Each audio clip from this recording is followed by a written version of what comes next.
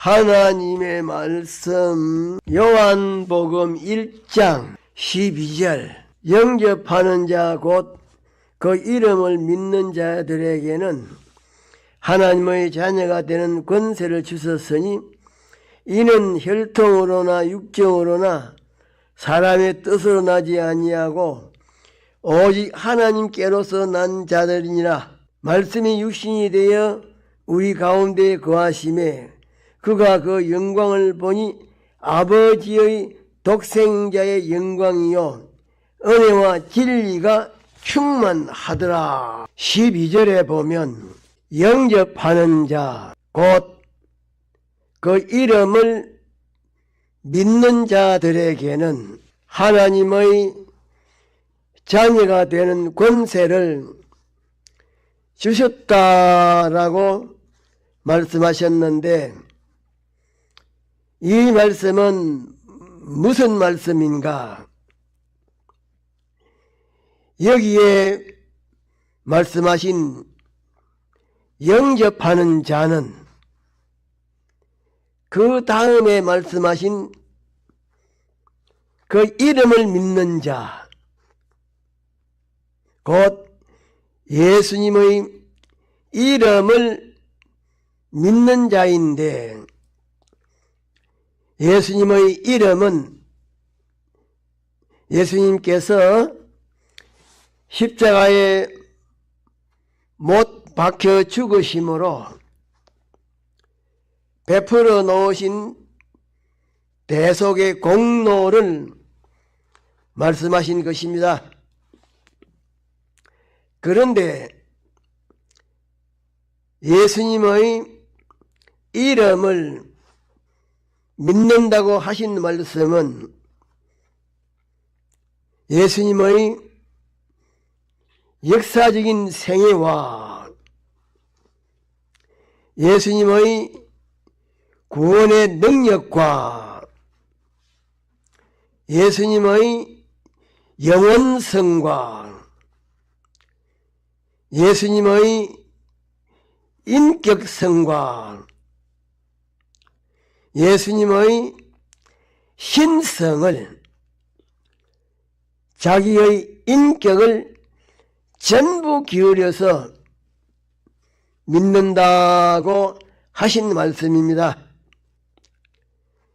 그런데 이렇게 예수님의 이름을 믿으면 하나님의 자녀가 되는 권세를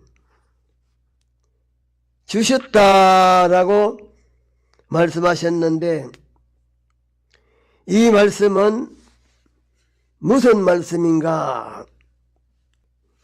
우리 믿는 성도는 영원전 하나님의 목적 안에서 하나님의 자녀로 택하심을 받았는데, 범죄로 말미암아 하나님의 자녀의 자격을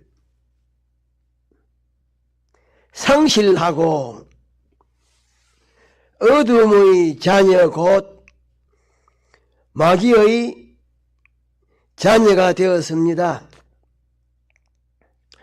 그런데 예수님의 이름을 믿으면 어둠의 자녀 곧 마귀의 자녀에서 하나님의 자녀로 변화를 받게 되고,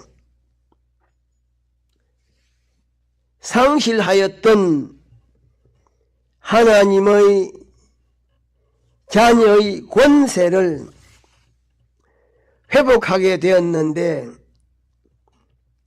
그것을 가리켜서 하나님의 자녀가 되는 권세를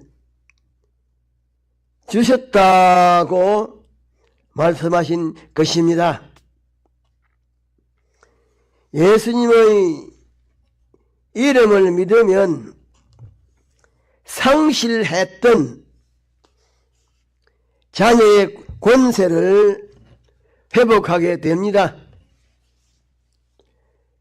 그런데 13절에 보면 이는 혈통으로나 육정으로나 사람의 뜻으로 나지 아니하고 오직 하나님께로서 난 자들이라고 말씀하셨는데, 이 말씀은 마귀의 자녀에서 하나님의 자녀로 변화가 되는 그 근원이었던 것인지, 하나님의 자녀의 권세를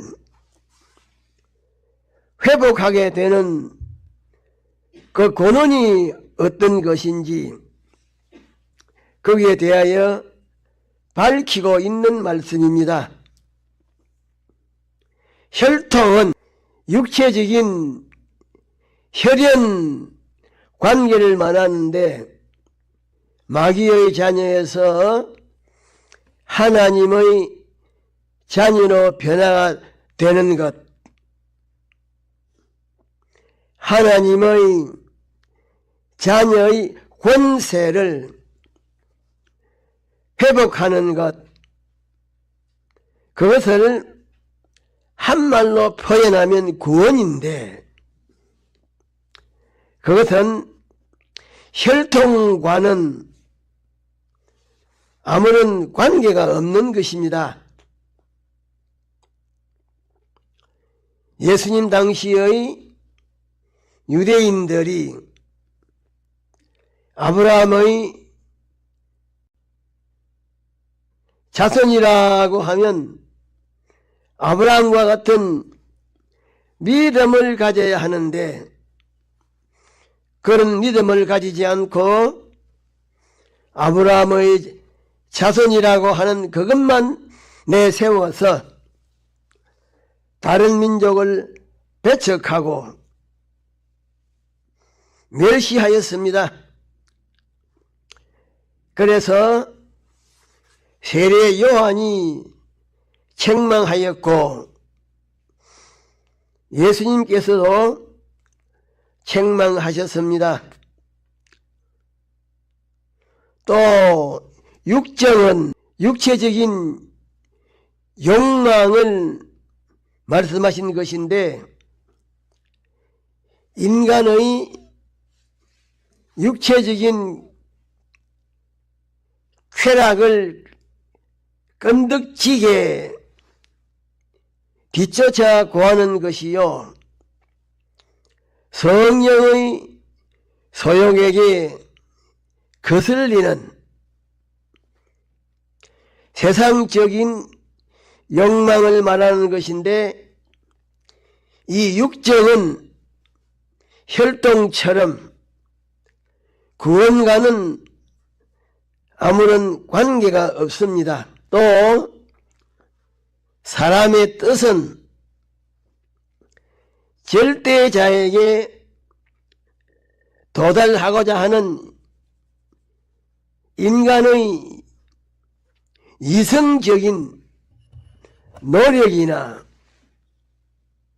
수양, 그리고 율법을 지키는 것을 말하는데, 그것도 혈통이나 육정처럼 구원과는 아무런 관계가 없으며, 그것은 구원으로 인도하지 못합니다.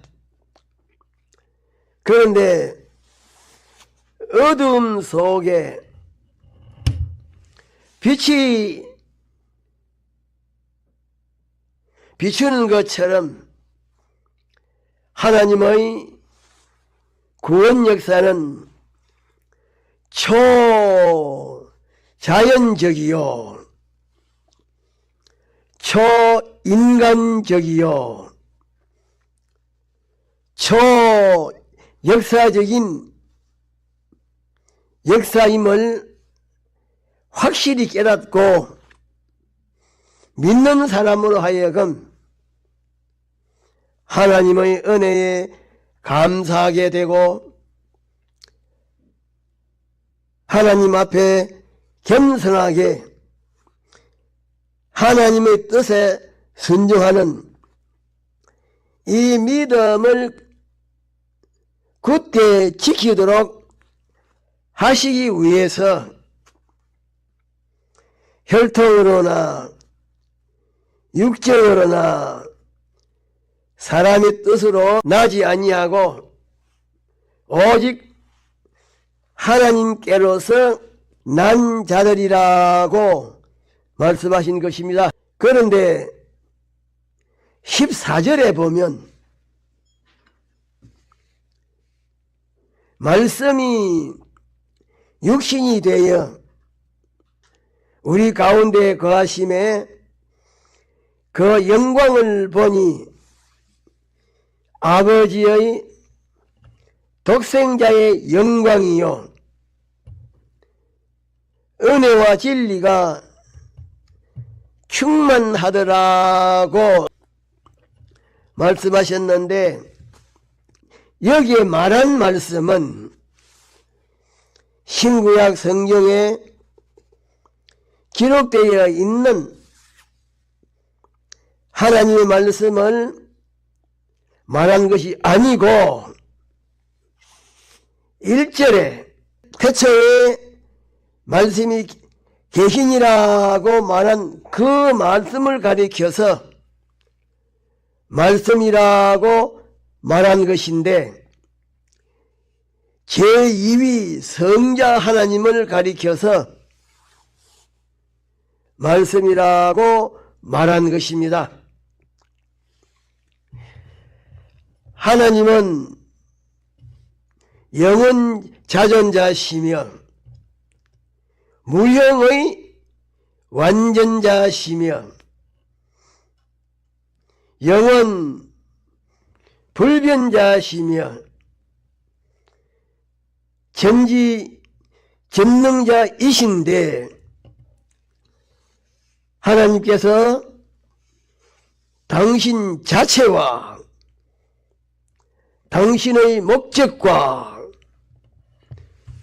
당신의 사역과 이루시는 결과에 대하여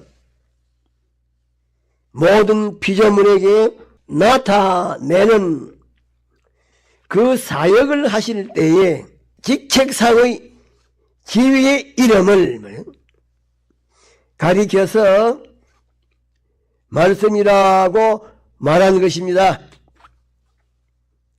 그런데 말씀이 육신이 되어 우리 가운데 거하신다라고 하신 말씀은 무형의 완전자이신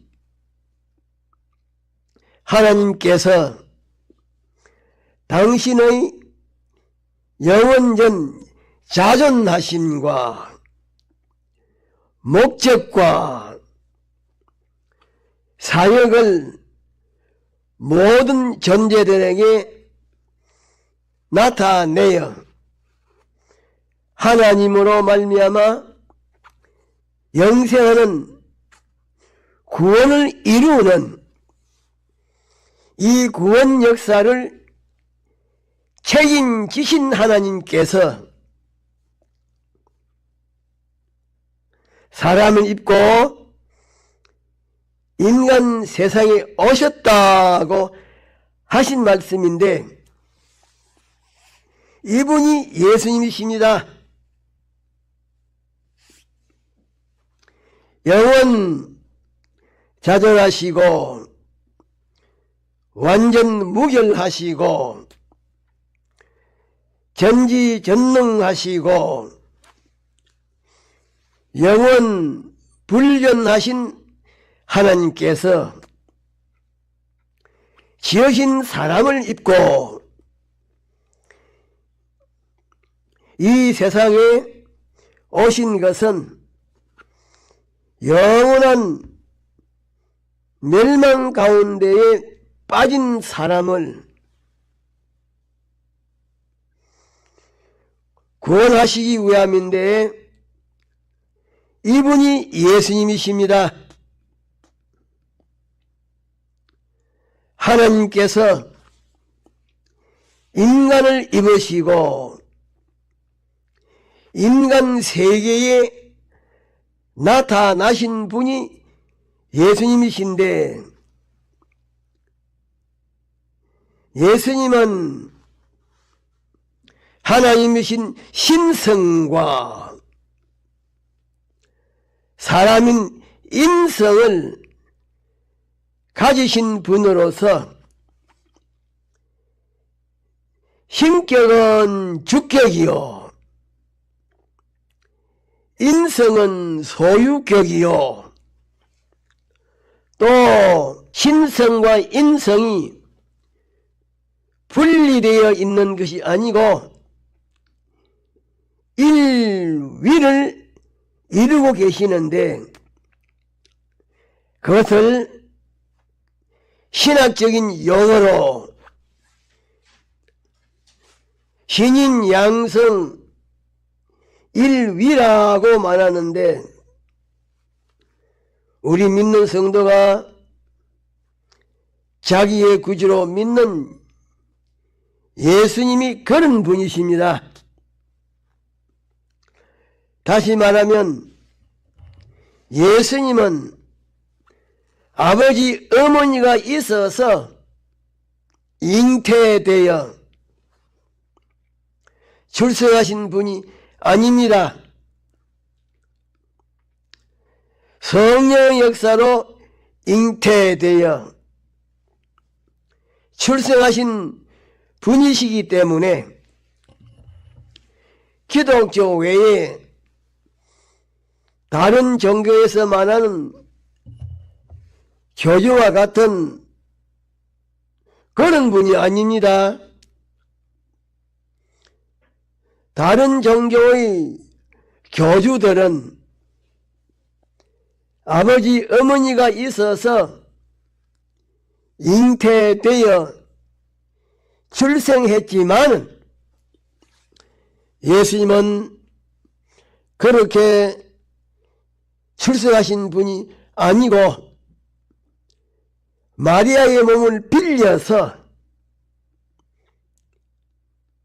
성령의 역사로 잉태되어 출생하신 분이신데, 하나님께서 이렇게 사람을 입으시고 세상에 오신 것은 사람을 영원한 멸망에서 구원하기 위함인 것입니다. 그러면 예수님은 어떤 분이신가? 첫째로 예수님은 영원 전에 스스로 계신 하나님이십니다. 1절에 보면 태초에 말씀이 계시니라, 이 말씀이 하나님과 함께 계셨으니 이 말씀이 곧 하나님이시니라고 말씀하셨는데, 이 말씀은 예수님의 신성을 나타내신 말씀으로서 예수님의 신성은 하나님의 본체요 영원전에 스스로 계신 분입니다. 둘째로 예수님은 천지 만물을 지으신 창조주이십니다. 3절에 보면 만물이 그로 말미암아 지은 바 되었으니 지은 것이 하나도 그가 된 것이 없다라고 말씀하셨는데, 이 말씀은 예수님의 신성이 창조주이심을 나타내는 말씀입니다. 셋째로, 예수님은 모든 것의 생명의 원천이 되십니다. 4절에 보면 그 안에 생명이 있었으니 이 생명은 사람들의 빛이라고 말씀하셨는데, 예수님 안에 있는 생명은 누구로 말미암아 만들어진 생명이 아니고 영혼 속에서 하나님의 신성의 본체가 스스로 계심과 함께 스스로 존재한 생명, 곧 자존한 생명인데, 모든 생명의 원천으로서 예수님은 생명의 주가 되십니다. 넷째로, 예수님은 번제로 말미암아 영원한 사망과 고통을 받게 된 인생을 구원하시기 위하여 사람을 입고 이 세상에 오신 구주이십니다. 누가복음 2장 11절에 보면 오늘날 다윗의 동네에 너희를 위하여 구주가 나섰으니 곧 그리스도 주시니라고 말씀했습니다. 다섯째로, 예수님은 예수님을 영접하는 자, 곧 예수님의 이름을 믿는 자들에게는 하나님의 자녀가 되는 권세를 주시는 분이십니다. 12절에 보면 영접하는 자, 곧 그 이름을 믿는 자들에게는 하나님의 자녀가 되는 권세를 주셨다라고 말씀하셨습니다. 여섯째로, 예수님은 교회의 머리로서 우리 믿는 성도를 말씀으로 깨끗하게 하여 거룩하게 하시고, 예수님 앞에 영광스러운 교회로 거룩하고 흠이 없게 하시려고 노력하시는 분이신데, 에베소서 5장 27절에 보면 자기 앞에 영광스러운 교회로 세우사 티나 주름 잡힌 것이나 이런 것들이 없이 거룩하고 흠이 없게 하려 하심이니라고 말씀하셨습니다. 일곱째로, 예수님은 은혜와 진리가 충만하신 분이십니다. 14절 하반절에 보면 은혜와 진리가 충만하더라고 말씀하셨는데, 예수님은 모든 것을 살리시고 옳게 바르게 세우시는 분이십니다. 말씀을 생각하면서 다 같이 통성으로 기도합시다.